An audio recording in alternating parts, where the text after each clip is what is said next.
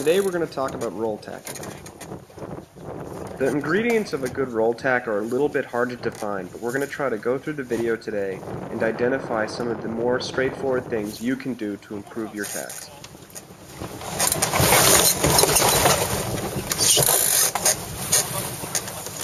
One of the most important factors of a good roll tack is being smooth with your steering.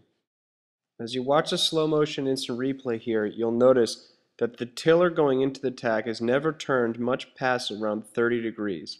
Any more than that and the turn will be too much and very inefficient. One way to coach yourself in making sure you're turning properly is to look back at the wake of your turn. You want your wake to make an L shape as opposed to an S shape. If it's an S shape, it means you've turned too much and likely came out too low from your tack. The timing of the roll should be based off the trim of the forwardmost sail. Specifically in an FJ or a 420, as a skipper, I look for the leading edge of the jib to start to bubble over in backwind. For a crew facing forward, such as in a 420, the roll timing is based the same way as a skipper, off the trim of the jib. If the crew is facing backwards in a boat like an FJ, they won't be able to see the jib easily, and it's better for them to time their roll based on the body motion of the skipper. I've always remembered this tip that one of my coaches told me.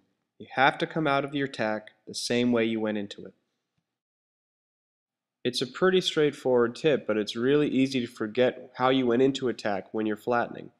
Here in a light spot, Dominique is sitting in the middle of the boat, going into the tack.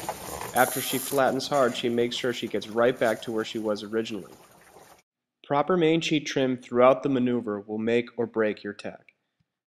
There are really three sections of a roll tack: the entry, the flatten, and the exit. Let's watch an example of the three sections in motion. In the entry of the tack, you'll see that I trim my main sheet in very tight. What this does is it actually allows the mainsail to help the boat turn up naturally so I can use less rudder. I will keep the main sheet trimmed tight throughout the roll during the hand exchange up until the point of flatten. Then I will ease it, flatten completely, and trim it back into its original position. A final tip is that it is absolutely necessary for the skipper to complete the hand exchange before sitting down to flatten the boat.